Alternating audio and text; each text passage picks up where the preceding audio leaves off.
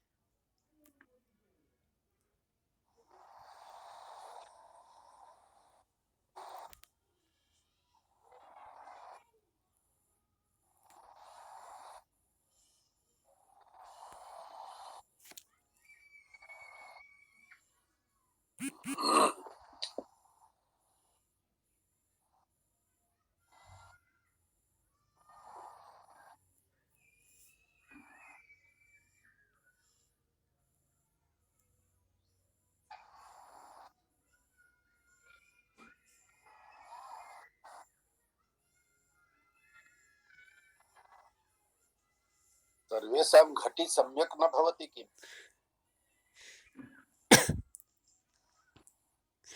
अद्य किञ्चित् विलम्बः जातः।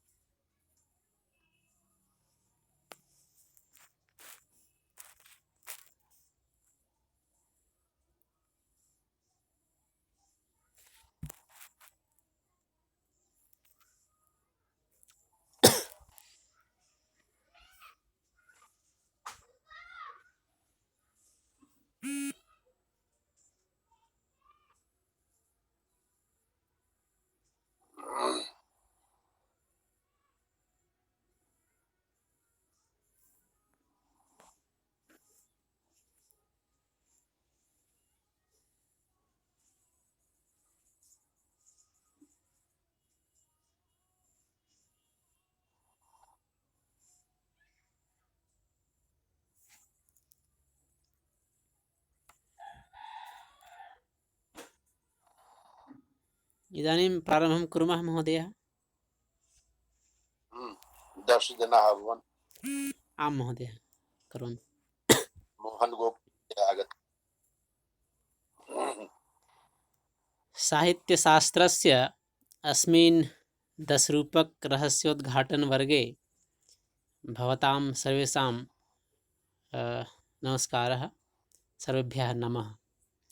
इदानीम् अस्य प्रारम्भे अहं मङ्गलाचरणं कर्तुं श्रीमतः डॉक्टर ज्ञानरञ्जन गङ्गेश महोदयान् सादरं प्रार्थयामि। एते महोदयाः सम्प्रति बिहारे कस्मिंश्चित् +2 उच्चविद्यालये शिक्षकरूपेण संस्कृतस्य सेवां कुर्वन्तः सन्ति। पुनश्च संस्कृतस्य अतीव विशिष्टः विद्वांसः अपि एते महोदयाः सन्ति। इदानीम् अहं श्रीमतः डॉक्टर ज्ञानरञ्जन गङ्गेश महोदयान् मङ्गलाचरणार्थं निवेदयामि। महोदयाः। नमो नमः। सर्वेषां कृते श्रीकृष्ण जन्मोत्सवस्य शुभकामना। गुरुर्ब्रह्मा गुरुर्विष्णु गुरुर्देवो महेश्वरः गुरुः साक्षात् परं ब्रह्म तस्मै श्री गुरुवे नमः। अखण्डमण्डलाकारं व्यापृतं येन चराचरं तत्पदं दर्शितं येन तस्मै श्री गुरुवे नमः। शारदा शारदाम्बोजा वदना वदनाम्बुजे सर्वदा सर्वदास्माकं सन्निधिं क्रियात् सरस्वती नमस्तुभ्यं वरदे कामरूपिणीं विद्यारम्भं करिष्यामि सिद्धिर्भवतु मे सदा विना वेङ्कटेशं ननाथो ननाथः सदा वेङ्कटेशं स्मरामि स्मरामि हर वेङ्कटेश प्रसीद प्रसीद प्रियं वेङ्कटेश प्रयच्छ प्रयच्छ भजे ब्रजैकमण्डनं समस्तपापखण्डनं स्वभक्तचित्तरञ्जनं सदैव नन्दनन्दनं सुपिच्छगुच्छमस्तकं शुनादवेणुहस्तकम् अनङ्गरङ्गसागरं नमामि कृष्णनागरं नमो नमः। आम् शोभनम्। धन्यवादाः महोदयाः, बहुशः धन्यवादाः भवताम्। इदानीम् अस्य साहित्यशास्त्रस्य अस्य दशरूपकरहस्योद्घाटनस्य वर्गस्य प्रारम्भे अहम् अद्यतनव्याख्यानस्य कृते आचार्यान् महोदयान् सादरं प्रार्थयामि। महोदयाः। शोभनम्। मङ्गलाचरणं तु सम्यक् जातम्। एषः महोदय यद्यपि तिरुपतौ बहुकालपर्यन्तम् अध्ययनं कृतवान् अस्ति, अत एव वेङ्कटेशस्यापि स्मरणं कृतवान्। शोभनम्। अन्ते कृष्णस्यापि वन्दनां कृतवान्, यतोहि अद्य जन्माष्टमी अस्ति। अस्तु, अधुना दशरूपकृतः वयं भाणविषये विवेचनं कुर्वन्तः स्मः। तत्र भाणविषये विस्तरेण अहम् उक्तवान् आसम् यत् तत्र केन प्रकारेण के भाणा अतीव प्रसिद्धाः सन्ति। भवतु अत्र भाणस्य परिभाषायाः अन्तिमे चरणे अत्र अस्ति यत् मुखनिर्वहणे साङ्गे लास्यांगानि दशानि च। 10 लास्यांगानि, लास्यस्य 10 अङ्गानां विवेचनं भवेत्। लास्यं किं भवति? कोऽपि वदिष्यति? नमः महोदयः। लास्यमिति नृत्यस्य भेदः ताण्डवलास्य इति भवति। एकं लास्यं यत् शिवेन भवति तत् ताण्डवं, पुनः यत् पार्वत्याः स लास्य इति। लास्यं भारतीयद्वैते अपि किञ्चित् वक्तुम् इच्छति। अयमेव कथयामि महोदय, पार्वत्या प्राप्नोति। भवन्तः जानन्ति यत् पञ्जाबे नृत्यद्वयमस्ति। किमस्ति कथयिष्यति? पञ्जाबप्रदेशेषु गिद्दा सम्भवतः, गिद्दा एकम्, अन्यं न जानामि। अपरम् अपरं न प्रसिद्धमस्ति। अपरमेव तु प्रसिद्धमस्ति भाङ्गडा। भांगड़ा भांगड़ा डिस्को भांगड़ा भाङ्गडा नृत्यमेव महत्वपूर्णमस्ति। मम मनसि आसीत् यत् कोऽपि गिद्दा इत्यस्य उल्लेखं न करिष्यति, परन्तु भवती तु गिद्दा इति उक्तवती, परन्तु भाङ्गडामेव विस्मृतवती। भाङ्गडा नृत्यं पुरुषाणां भवति, गिद्दा नृत्यं च महिलानां भवति। यथा स्मरणे नास्ति महोदय, स्मरणे नास्ति। भाङ्गडा अपि तु जानामि। भाङ्गडा विषये कः न जानाति? भाङ्गडा तु बहु प्रसिद्धं नृत्यमस्ति। अस्तु, तर्हि भाङ्गडा पुरुषाणां, गिद्दा इति महिलानां, यथा ताण्डवं पुरुषाणां पुनश्च लास्यं महिलानाम् अस्ति। अस्तु, तर्हि इत्थमेव लास्यम् अत्र भवेत्, अर्थात् लास्य नृत्यं तत्र भवेत् भाणे इत्थम् एषः धनञ्जयः कथयति। पुनश्च कथयति यत् लास्यस्य 10 अङ्गानां तत्र योजनं भवेत्। 10 अङ्गानि कानि सन्ति एतस्मिन् विषये सः कथयति अग्रे। तस्य तत्र अस्ति। अच्छा भवतु तर्हि भाण विषये अस्य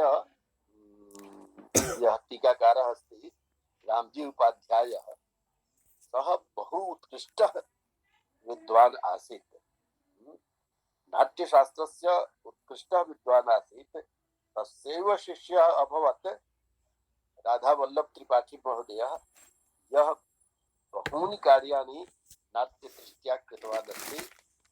ततः सागर विश्वविद्यालयतः एकस्यां संगोष्ठ्याम् अहं तत्र गतवान् आसम्। सः राधावल्लभ त्रिपाठी महोदयः आहूतवान् आसीत् मह्यम्।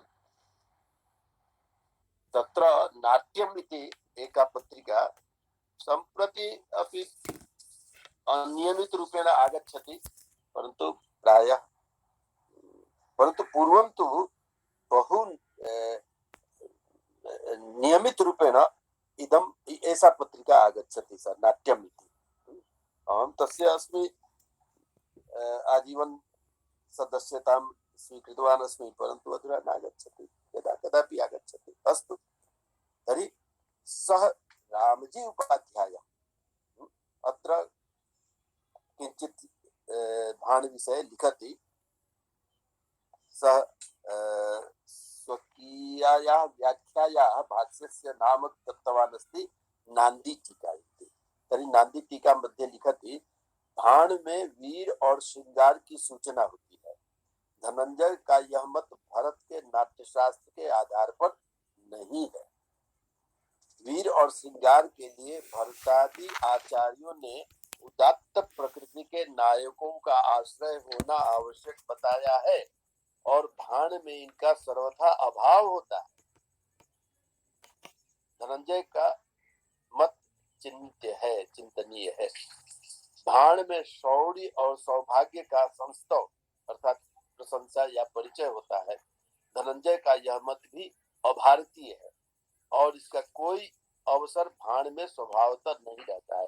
भाणेषु कस्यापि प्रशंसा न भवति। वस्तुतः तत्र दुःशंसा अस्ति, परन्तु व्याजपूर्वकम्, तर्हि प्रशंसा न भवति।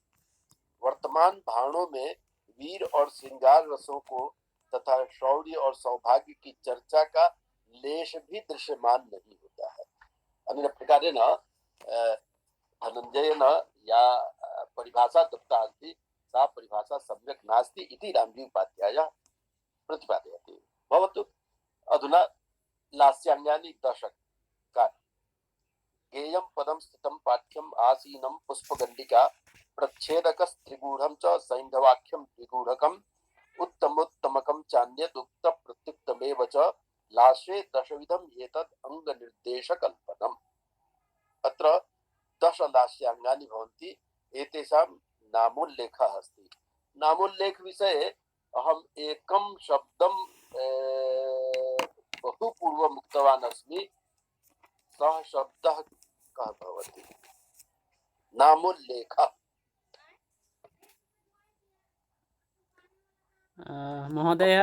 महोदय अभिहितः वा आख्यायितः न अभिहितः भविष्यति। शब्दः बहु पूर्वं तत्र न्यायदर्शने अस्य उल्लेखः भवति। तर्कभाषायाम् अस्य उल्लेखः अस्ति प्रारम्भे एव। धर्मकथनं वा लक्षणकथनं न।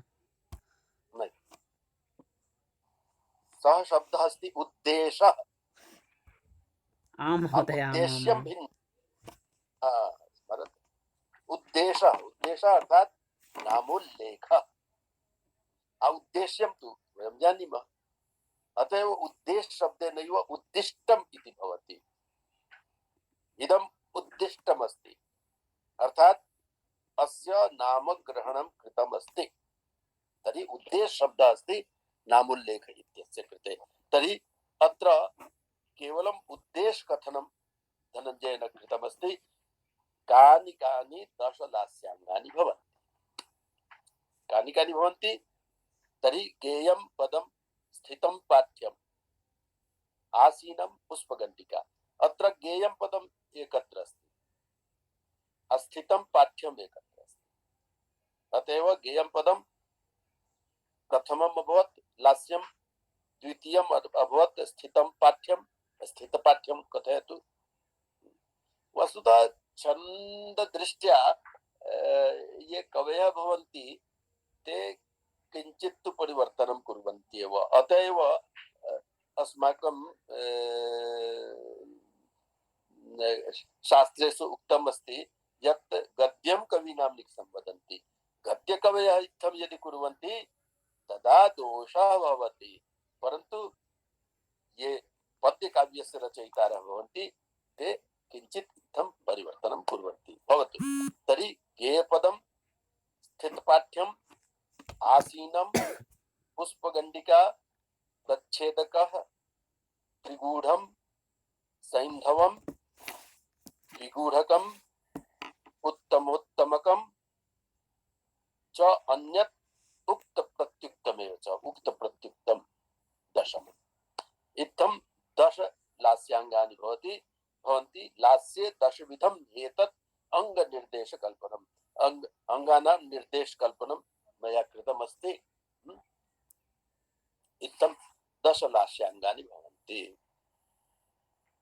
वस्तुतः तेन लास्यांगानां विवेचनं नामोल्लेखं तु सः कृतवान्, परन्तु तेषां सर्वेषां परिभाषां न दत्तवान् अस्ति। एतस्मिन् विषये टीकाकारः यः अस्ति रामजी उपाध्यायः सः लिखति, लास्य एक प्रकार का नृत्य है। अस्य विवेचनं तो अस्माभिः कृतं। जैसे वीथी नामक रूपक के अंग होते हैं वैसे ही लास्य के अंग होते हैं। वीथे कति अंगानि भवन्ति?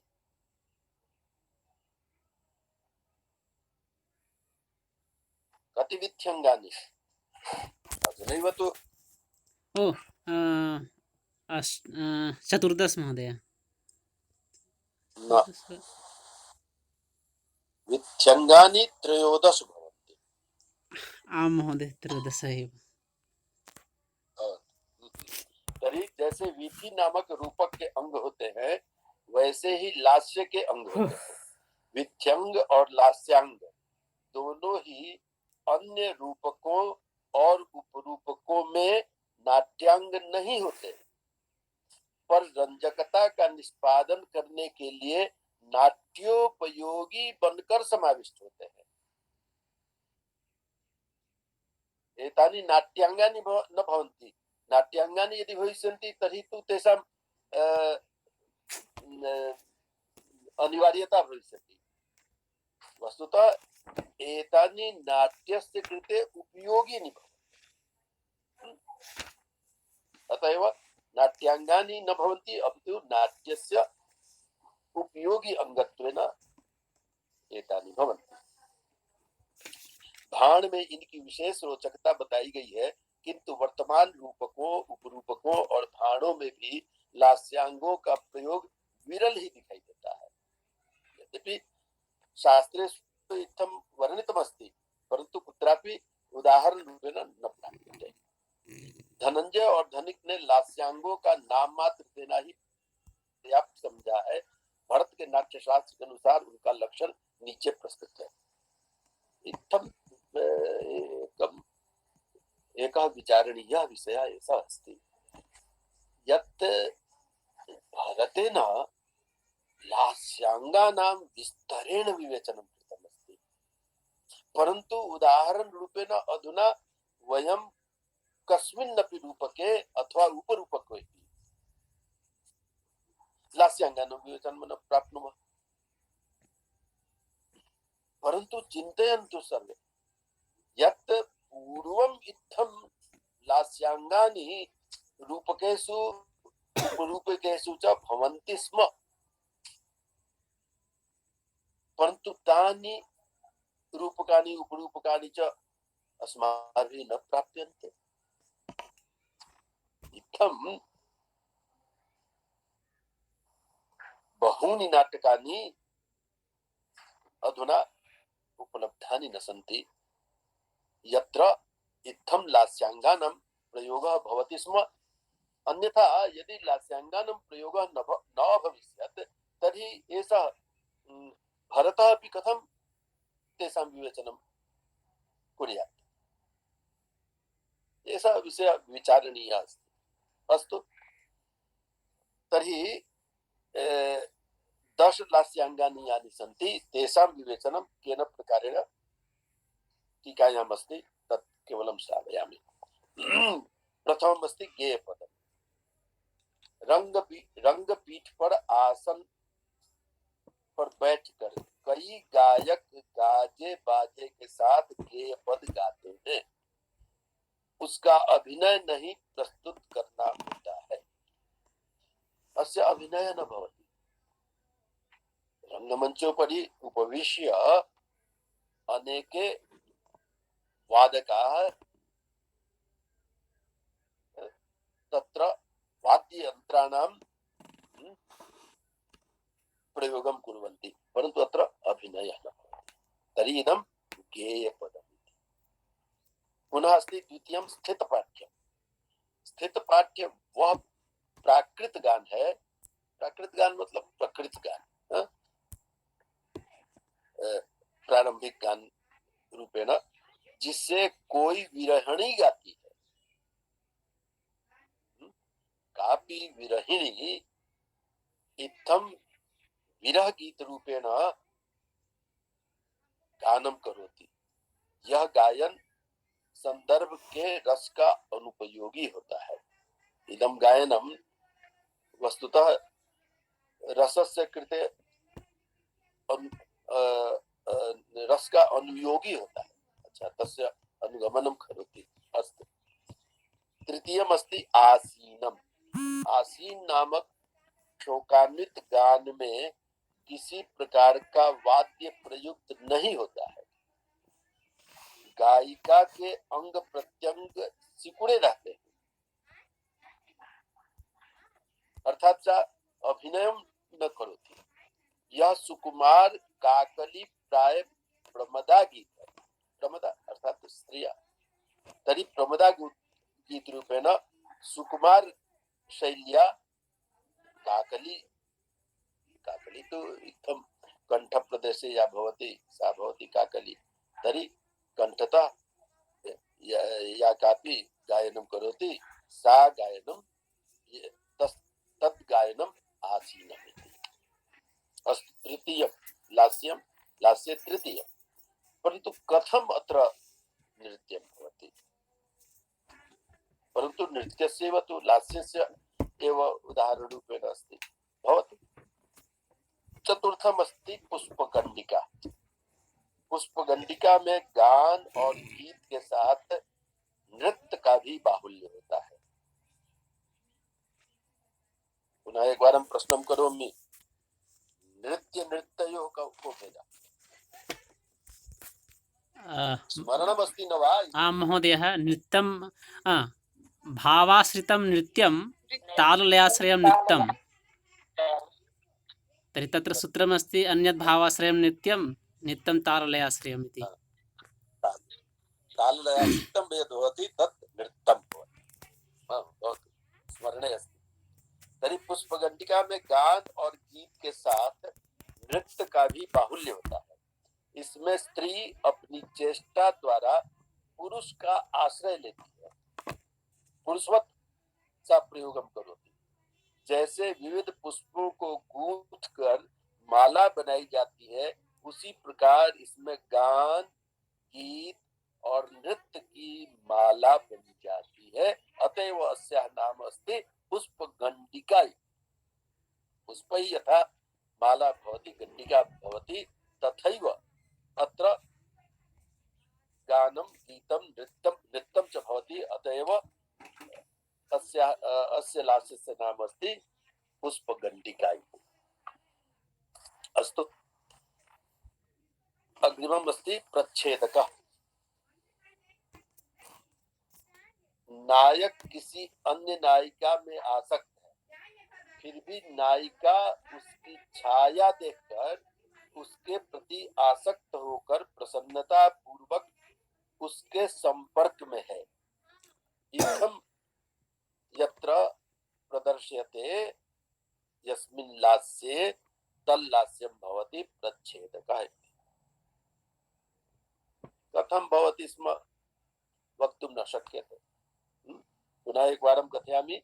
नायक किसी अन्य नायिका में आसक्त है, फिर भी नायिका उसकी छाया देखकर उसके प्रति आसक्त होकर प्रसन्नता पूर्वक उसके संपर्क में है। अस्य अधः तेन भरतस्य नाट्यशास्त्रस्य उल्लेखः कृतः अपि अस्ति। तत्र अस्ति प्रच्छेदकः स विज्ञेयो यत्र चन्द्रातपाहतः स्त्रियः प्रियेषु सज्जन्ते ह्यपि विप्रियकारीषु। अस्तु, त्रिमूढ़क में कोई मुग्ध नायिका पुरुष की भूमिका में नाट्य करती है। इसमें 3 कोमल कांत पदावली, रंजक छंद और अलंकारों से समन्वित वाणी विलास का अभिनय रहता है। कोमल कांत पदावली, कालिदासः कोमल कांत पदावली इति कविः मन्यते। तर्हि अतीव कोमल कांत पदावली भवेत्, रंजक छंद भवेत्। छंद शब्द अतीव विशिष्टः अस्ति। छन्दः परन्तु नपुंसकलिङ्गे भवति। अतएव छन्दः छन्दसि छन्दांसि अनेन प्रकारेण रूपं भवति। पुनः अलङ्कारान् तर्हि त्रयाणां समन्वितं रूपं यत्र भवति तत् अभिनयात्मकं यत् लास्यं भवति तत् त्रिमूढकम् इति। अग्रिमम् अस्ति सैन्धवकम्। सैन्धव इति शब्दस्य कः अर्थः भवति? लवणार्थं सैन्धवस्य प्रयोगः भवति। अन्यस्य अर्थः घोटक अश्वस्य कृते प्रयुक्तः। सैन्धव सिन्धुदेशतः आगच्छति, अतएव सैन्धवं सेन्धानमक इति। सैन्धवः अश्वः अपि घोटकः अपि। कोऽपि गुरुमहोदयः भोजनं करोति स्म, सः उक्तवान् किञ्चित् सैन्धवम् आनय। तदा सः अश्वम् आनीतवान्। इत्थं न भवेत्। तथैव गमनकाले सैन्धवम् आनय, तर्हि लवणं न आनेतव्यं, तस्मिन् समये अश्वः आनेतव्यः। अस्तु, तर्हि सैन्धवक में नायिका का सिंधु देशीय प्राकृत में गान रहता है। अर्थात तस्मिन् सिंधु शब्देनैव तु हिंदू शब्दः अस्ति। वस्तुतः सिंधु नदी आसीत्। सिन्धुतः सिन्धुपर्यन्तं भारतम् अस्ति इति उच्यते। अर्थात सिंधु नदीतः सिंधु सागर पर्यन्तं भारतवर्षः अस्ति इत्यस्यापि उल्लेखः यत्र तत्र प्राप्यते। अतएव सिंधु शब्देनैव हिंदू शब्दः आगतः इति इंडस वैली इति रूपेण आङ्ग्लीयाः उक्तवन्तः सन्ति। तर्हि सैन्धवक में नायिका का सिंधु देशीय प्राकृत में गान रहता है। नायिका का सहेठ में नायक से मिलन नहीं होता, तब वह वीरादि के साथ गीत गाती है। एकान्ते तस्य मेलनं न भवति, अतएव स वीणादि द्वारा गीतं गायति। अस्तु, अग्रे अस्ति द्विमूढ़कम्। द्विमूढ़क में चारों ओर घूमकर नृत्य होता है। इसमें कोमल भाव और रस निर्भर होते हैं। अर्थात रंगमंचोपरि उपरि वृत्ताकार रूपेण समय विमूढके भवति। केन केन प्रकारेण किं किं भवति वयं जानीमः। अधुना उत्तमोत्तमकम् अन्ते अस्ति नहीं, नवमम् अस्ति। सभी लास्यांगों में यह उत्तम है, इसीलिए इसका नाम उत्तमोत्तमक। इसमें अनेक रसों को निष्पन्न करने वाले तत्व होते हैं। अच्छे अच्छे विचित्र श्लोकों का पाठ और हेला हाव का अभिनय होता है। हाव भाव हेला इत्यस्य विवेचनं पूर्वं ज्ञातमस्ति। तर्हि अच्छे अच्छे विचित्र श्लोकों का पाठ और हेला हाव इत्यादि का अभिनय होता है। अतएव उत्तमोत्तमकस्य नाम। अन्ते अस्ति उक्त प्रत्युक्त। उक्त प्रत्युक्त में चित्र गीतार्थ की योजना होती है। गीत का विषय होता है कोप प्रसाद और आक्षेप। कोप प्रसाद क्रोधस्य प्रसादनम। कुपिता नायिका भवति तस्याः प्रसादनं केन प्रकारेण भवेत्। अस्यापि तत्र अभिनय रूपेण नृत्यं भवेत् अथवा आक्षेप, तत्र नायकोपरि आक्षेपः भवेत्। तर्हि इत्थम् उक्त प्रत्युक्तम् इति तस्य नाम अस्ति। अभिनव गुप्त के अनुसार अन्ते सः लिखति, अभिनव गुप्त के अनुसार संध्यंगों के बीच लास्यांग सन्निविष्ट होते हैं। संध्यंगेष्वेव लास्यांगानां सन्निवेशः स्यात् इति अभिनव गुप्तः प्रतिपादयति। अग्रे सः कथयति यत् संध्यंग नाट्यांग है और लास्यांग नाट्योपयोग। पूर्व में उक्तम अस्ति यत् संध्यंग जो है संध्यंगानि भवन्ति नाट्यांगानि, परंतु लास्यांगानि भवन्ति नाट्योपयोगिनी, अर्थात उपयोगिनी सन्ति। यदि न भविष्यति तदापि हानि नास्ति। नाट्यांग से तात्पर्य है फलानुवर्ती कथा का भाग, फलस्य अनुवर्तनम यत्र भवति। पुनश्च नाट्योपयोगी से तात्पर्य है रंजन की सामग्री मात्रया शोभादायक तत्व। लास्यांगानां विवेचनेन समन्वयेन तत्र शोभा वर्तते, परंतु यदि तेषां प्रयोगः न भविष्यति तथापि काचित् हानिः नास्ति। इत्थं लास्यांगानि अभवन्। अधुना भाणस्य विवेचनं जातम्। अग्रे अस्ति प्रहसनम्। प्रहसनमपि 10 रूपकेषु एकं रूपकं भवति। तद्वत् प्रहसनं त्रेधा शुद्ध वैकृत संकरैः। तत्र धनंजयेन उक्तमस्ति यत् तद्वत्, तद्वत् अर्थात भाणवत्। यथा भाणे विवेचनं भवति, भाणाः यथा भवन्ति तथैव प्रहसनानि अपि भवन्ति।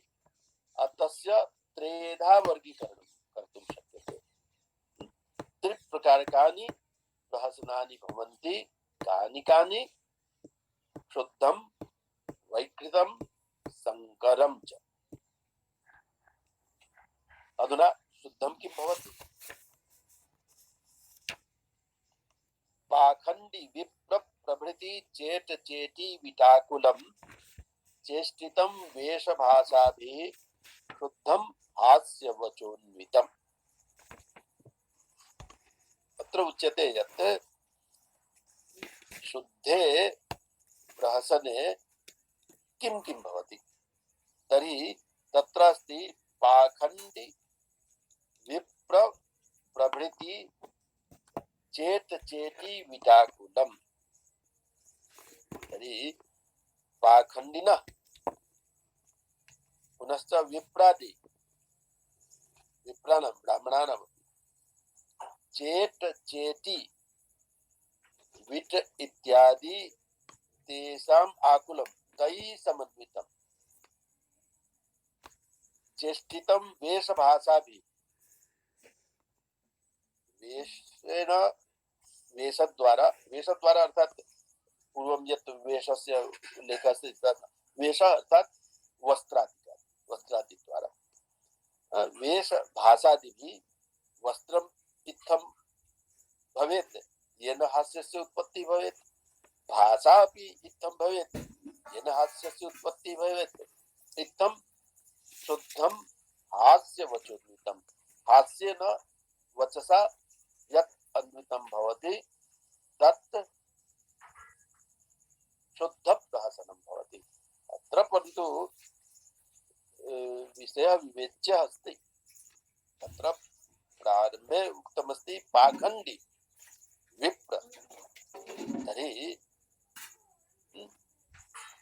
पाखण्डी इत्यस्य अभिप्रायः अस्ति वस्तुतः नाट्येषु अस्माकं नाट्येषु ये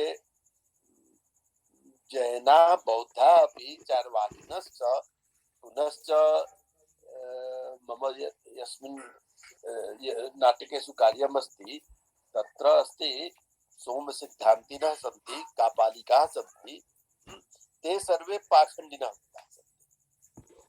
अतएव पाखण्डी इत्यस्य अभिप्रायः भवति ये नास्तिक दर्शनं स्वीकुर्वन्ति। वस्तुतः भारतीयं मतमस्ति आस्तिकं मतमस्ति अतएव आस्तिक मततः विपरीतम् अतएव अस्माकं नाट्येषु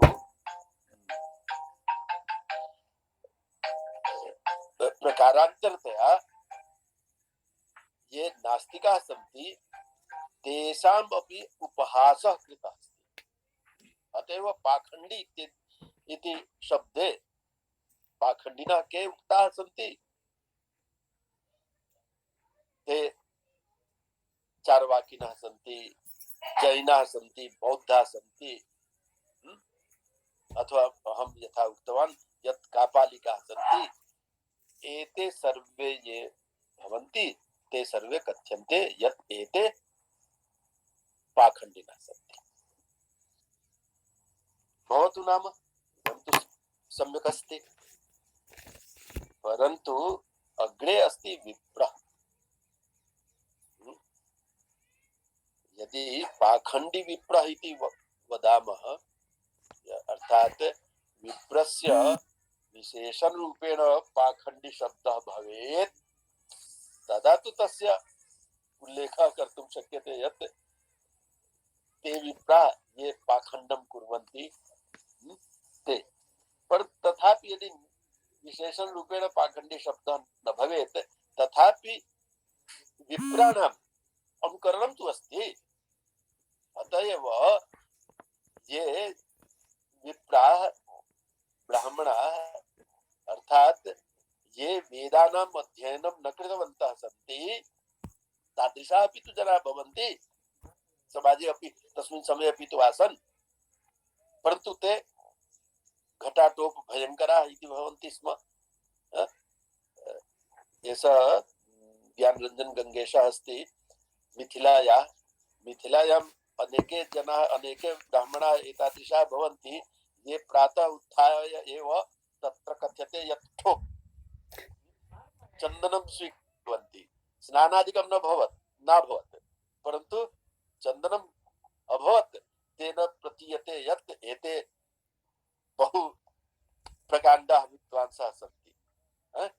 तर्हि एतादृशाः ये जनाः भवन्ति ये वस्तुतः ज्ञाने शून्याः सन्ति परन्तु ब्राह्मण जातौ जन्म तेषां जातमस्ति परन्तु ज्ञान शून्याः भवन्ति तादृशाः ये भवन्ति तेषाम् अत्र उल्लेखः अस्ति इति व्याख्यां कर्तुं शक्यते। अतएव पाखण्डी विप्र प्रभृति चेट चेटी स्पष्टमस्ति दासदासी विट् विटा विट् विषये अपि विवेचनं जातमेव अस्ति। तेषां चेष्टितं तेषां चेष्टा वस्तुतः हास्य तु चेष्टा एव तु महत्वपूर्णा भवति। तर्हि चेष्टितं वेशभाषादि वेशेन भाषया च इत्थं यत् प्रहसनं भवति तत् हास्यवचोन्वितं हास्यवचसा युक्तं शुद्धं प्रहसनम् इति कथ्यते। अधुना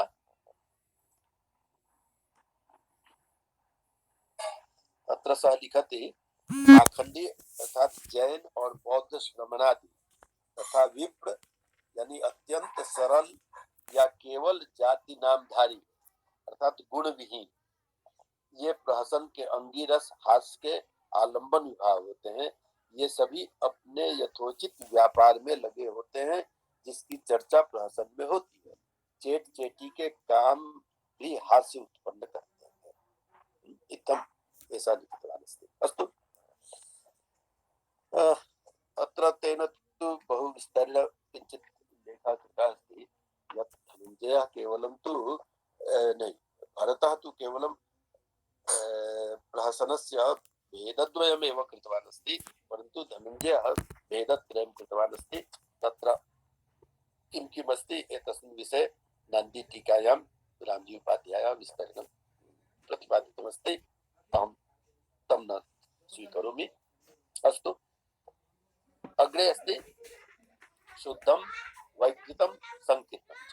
अधुना वैकृतं तर्हि वैकृतं भवति कामुकादिवचो वेशै षण्ढ कञ्चुकितापसै विकृतं संकराद् वीथ्या संकीर्णं धूर्त संकुलम्। कामुकादिवचो वेशै कामुक इत्यादि वचसा वेशेण च षण्ड कञ्चुकितापसै षण्डा नपुंसका कंचुकी कंचुकी का भवति स्म। वस्तुतः कंचुकिनः तु अतीव पूज्या भवन्ति स्म। नाटकेषु अस्माकं नाटकेषु कंचुकीनां विवेचनं यदस्ति तत्तु बहु उत्कृष्टं भवति परन्तु अत्र कंचुकिनः द्विविधा भवन्ति स्म। पुरुषाः अपि भवन्ति स्म स्त्रियः अपि भवन्ति स्म परन्तु अत्र कंचुकीनामपि विवेचनमस्ति पुनश्च तापसः तपस्विनां। तर्हि एते सर्वे हास्यरूपेण यदा भवन्ति तदा एव एते प्रहसने स्वीकरणीयाः।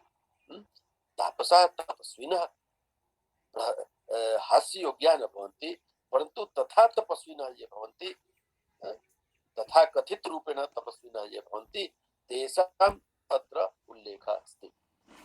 तर्हि विकृतम् इदं विकृतं भवति तेषां सर्वेषाम् एते ये भवन्ति तेषां विकृत रूपेण विवेचनं यदि भवति तर्हि संकरात् वीथ्या संकरात् तर्हि इदं भवति।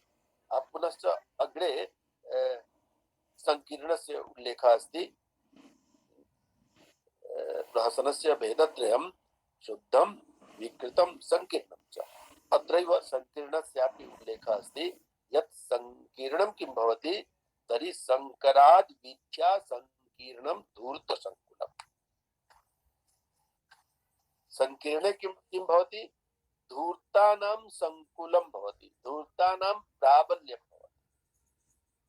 अनेके धूर्ता तत्र पात्ररूपेण आगच्छन्ति पुनश्च तत्र वीथ्या तद्युक्तं भवति अर्थात वीथ्यङ्गानि यथा सम्प्रत्येव अस्माभिः दृष्टं यत् वीथ्यङ्गानि त्रयोदश भवन्ति तर्हि वीथ्यङ्गानामपि विवेचनं संकीर्णप्रहसने भवति। अर्थात शुद्धप्रहसने वैकृतप्रहसने च वीथ्यङ्गानां विवेचनं न भवति परन्तु संकीर्णे वीथ्यङ्गानां विवेचनं जायते। अनेन प्रकारेण भेदत्रयं प्रहसनस्य अस्ति। अस्तु, स्पष्टमेव अस्ति।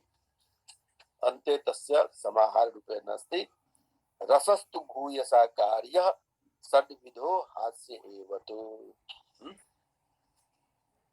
इत्थं तत्र भूयसा बारंबार प्रहसनम् अस्ति, अतएव प्रहसन रूपेण रसस्तु षड्विधो हास्य एव तु। षड्विधानां हास्यानाम् उल्लेखः भवेत्। भवन्तः पार्श्वे भवतां सर्वेषां पार्श्वे पुस्तकानि स्युः, तर्हि हास्यस्य तत्र भेदाः उक्ताः स्युः। अहं पूर्वम् उक्तवान् अस्मि, यदि कोऽपि त्वरितं वदेत् यत् हास्यस्य षड् भेदाः सन्ति के के।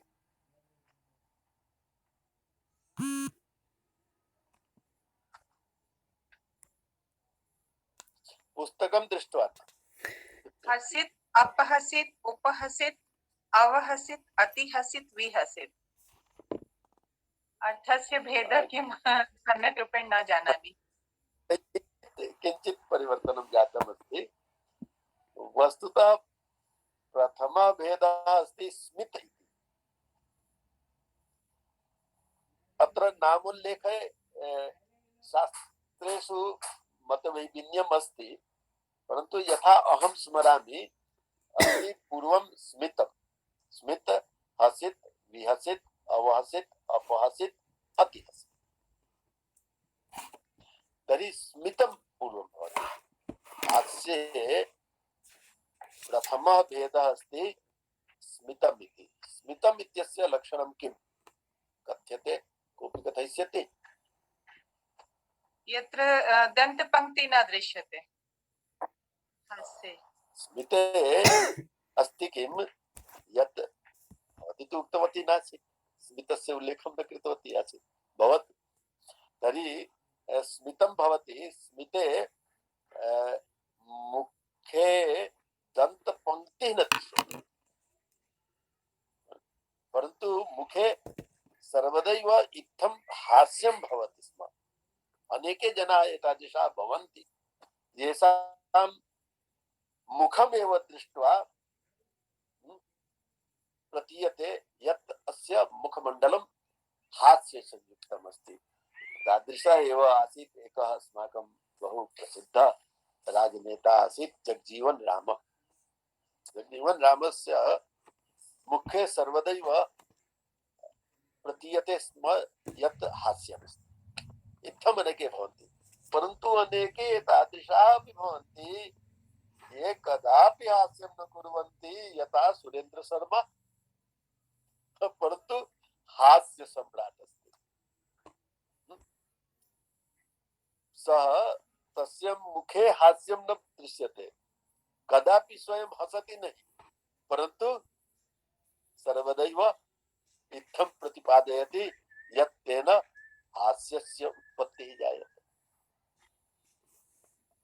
तथैव अस्माकं गुरुकल्पाः आसन् प्रोफेसर हरिमोहन झा महोदय। यदा अहं पटना विश्वविद्यालये छात्रः आसम्, दर्शनशास्त्र विभागः अपि सहैव आसीत्। द्वयोः मध्ये भेदः अन्तरं नासीत्। तस्य अध्यक्षः आसीत् प्रोफेसर हरिमोहन झा महोदय। सः हरिमोहन झा महोदयः हास्य सम्राट्। हास्य दृष्ट्या बहूनि पुस्तकानि तेन लिखितानि सन्ति। श्रावणमपि सः करोति स्म, परन्तु यदि भवन्तः तस्य दर्शनं कुर्युः, तस्य मुखे हास्यं न भवति। तर्हि इदं वैशिष्ट्यं भवति। ये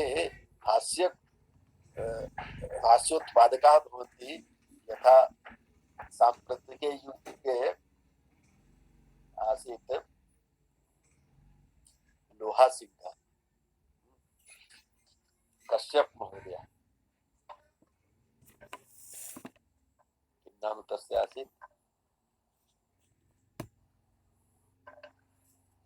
काश्यपः कोऽपि कथयति भवतु अहमपि ध्यानतः तेन मम मेलनं बहुवारमस्ति। सः हास्योत्पादने बहु सक्षमः आसीत्। तस्य लोहासिंह इति नाटकं बहु प्रसिद्धं जातमासीत् यदा चैनाज एग्रेशन् जातमासीत्, चीनेन सह युद्धम् आसीत्। तदनन्तरं तस्य नाटकानि बहु प्रसिद्धानि अभवन्। तस्मिन् समये दूरदर्शनं तु आसीदेव नहि, आकाशवाणी आसीत्। आकाशवाणीतः तस्य निरन्तरम् आगच्छति स्म। तत्र पात्राणि आसन्। तस्य गुरुः आसीत् पाठक, परन्तु सः कथयति स्म फाटक बाबा। तस्य पुत्री आसीत् भगजोगिनी नाम, बहु सम्यक् आसीत्। तेषां किञ्चित् हास्योत्पादनं भवति स्म। एषा भवति स्म या लोहासिंहस्य पत्नी आसीत्। एकवारं सः उक्तवान्, कथयामि? आं महोदय, वही जो कदापि भवद्भिः उक्तमासीत् यत् अहं लोहासिंहस्य कथनं श्राविष्यामि।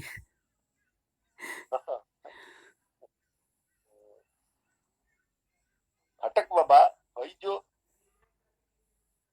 क्या तस्य नाम अपि विस्मृतं। नायिका या लोहासिंहस्य पत्नी आसीत्, तस्याः किं नाम? खदेरन की मदर, खदेरन खदेरन को मदर, खदेरन को मदर। फटक बाबा, वही जो खदेरन को मदर है, इसका गांव में आज लेके बड़का आदमी जन्म लिया है क्या? तदा खदेरन को मदर कथयति, मार बर्हणी रे अर्थात मार्जनी द्वारा अस्याः ताडनं करणीयम्। मार बर्हणी रे, इनके गांव में आज ले बड़का आदमी जन्म लेत हुई, हमारा गांव में तो बच्चे जन्म लेवेलन सा। इत्थं तत्र कथं हास्यम् आगतमस्ति यत् महान्तः जनाः, सः उक्तवान् आसीत् यत् महान्तः जनाः अस्य ग्रामे न जन्म स्वीकुर्वन्ति, परन्तु ऐसा उक्तवती यत् इनके गांव में बड़का लोग जन्म लेते हुए, हमारा गांव में तो छोटे बच्चे का जन्म होला। इत्थं सः बहु मया सह बहुवारं तेन सह मेलनमस्ति। सः यदा सासाराम महाविद्यालये आसीत् प्रधानाचार्यः, तस्मिन् समये अहं गतवान् अपि आसम् तत्र। तेन मेलनं कृतवान्। राज्यां बहुवारम् आगतवान् अस्ति, परन्तु सः अतीव उत्कृष्टः विद्वान् नाट्यशास्त्रस्य। नाट्यशास्त्रोपरि तस्य व्याख्यानं मया बहुवारं श्रुतमस्ति। सः अतीव उत्कृष्टः नाट्यशास्त्रस्य ज्ञाता आसीत्। अस्तु, इत्थं प्रहसनस्य विवेचनक्रमे किञ्चित् हास्यमपि जातमेव, परन्तु यथा अत्र उक्तमस्ति यत् षड्विध हास्यस्य प्रयोगः स्यात्, तत् कथं भविष्यति? अत्र उक्तमस्ति, अस्माकं शास्त्रेषु उक्तमस्ति यत् अति सर्वत्र वर्जयति। अति हास्यं यद् भवति, अन्ते षष्ठं हास्यं यद् भवति अति हास्यं, तत्र किं भवति? तत्र तु जनानां मृत्युः जायते, तर्हि तस्य प्रयोगः कथं भविष्यति? एते विषयाः सन्ति, येषां विषये विवेचनं करणीयमस्ति। अस्तु, इत्थं प्रहसनस्य विवेचनं जातम्। अधुना यदि प्रश्नाः स्युः।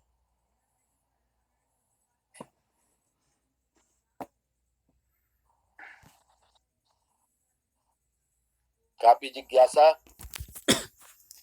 महोदय, अस्मिन् प्रहसने अपि एकः अङ्कः एव भविष्यति, तद्वत् एव भाणवत्? भाणवत् अस्ति एव सर्वे गुणाः भाणवत् एव भवन्ति अत एव अत्रापि केवलं तथैव भवति पुनश्च अत्रापि सन्धिद्वयस्यैव विवेचनं भविष्यति मुखस्य निर्वाणस्य अनेन प्रकारेण यथा भाणः तथैव प्रहसनं भवति इति। आं महोदय। अन्य कोऽपि वस्तुतः प्रहसनानि मया तु न दृष्टानि सन्ति किमपि प्रहसनम् अधुना पर्यन्तं नाहं दृष्टवान् अस्मि संस्कृते।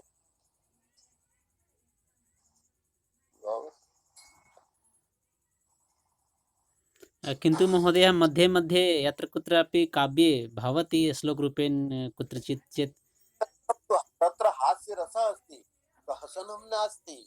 प्रहसनम् अर्थात् 10 रूपकेषु मध्ये एकं रूपकं तत् रूपकं पूर्णं प्रहसनं मया न दृष्टमस्ति। तर्हि हास्यरसः अस्ति मध्ये मध्ये हास्यरसः भवति तत्र प्रहसनम् इति रूपकं यद् भवति तद् विषये कथयामि यत् मया किमपि प्रहसनं दृष्टं नास्ति। अस्तु महोदय। अद्य रामचल महोदय नास्ति किम्? तस्य ध्वनिः न श्रूयते। सः तु सर्वदैव भवति। प्रश्नं न जातम् अतः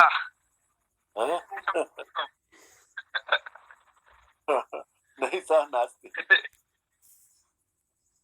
ते सन्ति महोदय। हरि ओम्। अस्ति जी जी महोदय, नमो नमः। नमो नमः।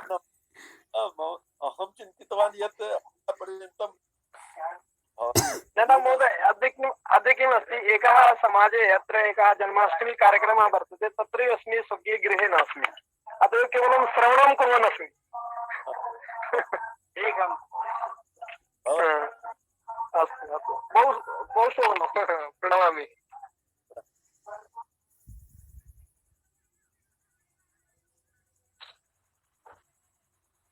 महोदय, पूर्वरङ्गस्य यदा चर्चा भवति तत्र प्रहसनस्य अपि उल्लेखः अभवत्। तो प्रहसनस्य द्वयोः भेदः या द्वयोऽपि एकमेव अस्ति। तत्र पूर्वरङ्गे वर्णनम् आसीत् भारतीवृत्त्या भेदे प्ररोचना वीथि प्रहसन आमुख, परन्तु तत्र प्रहसनं पूर्णं रूपकं न भवति स्म।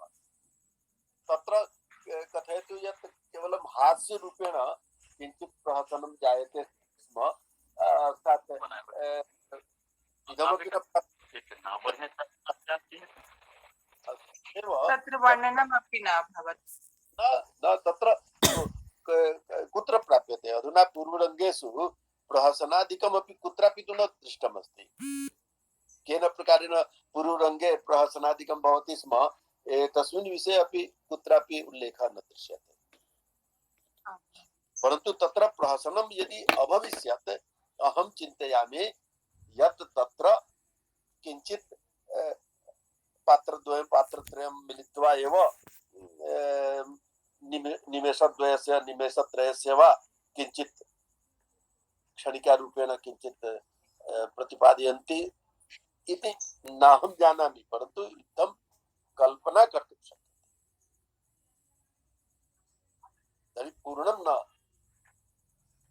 तत्र भवति स्म। भवतु